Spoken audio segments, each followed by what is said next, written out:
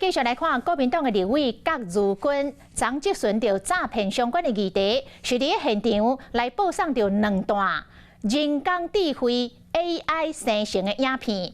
因为这2段影片拢是假的，但是郭如君是问行政院长陈建仁，倒一个是真，倒一个是假。当然，陈建仁的回答是错误的，这嘛，互陈建仁真生气来呛讲，问这个问题本身就是诈骗。今仔日媒体嘛提出着影片来询问着数位部长东宏，有法度看出着真假。东宏讲，基本上只要无数位签名，无签本人的名，都可能是假的。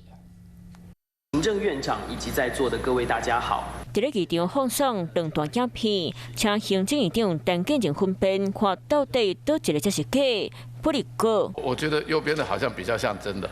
好，谢谢哈。很抱歉，2个都是假的，全部都是 AI 生成的哈。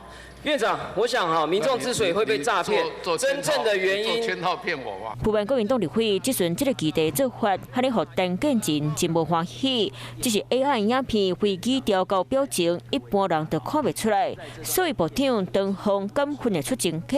基本上只要没有用数位签章来签上本人的这个署名，我们目前就一律就是假设它有可能是声位合成的。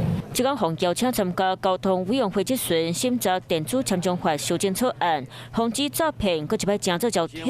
高如君嘛把握机会，延续一讲 AI 影片话题，爱数位部回一个交代。希望陈建仁院长能够苦民所苦，与民众感同身受。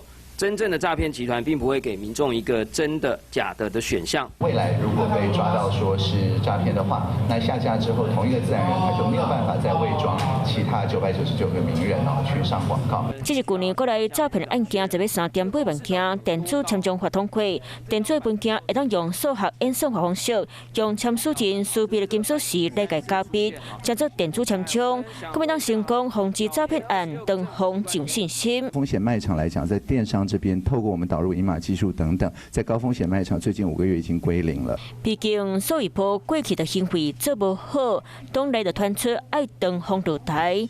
如今国民党拿出水亏新集团，劳进部长各界嘛等咧看。Hello， 我是雷亚，想要抢了先掌握最及时的新闻资讯吗？赶快订阅、按赞、开启小铃铛，锁定华视新闻 YouTube 频道。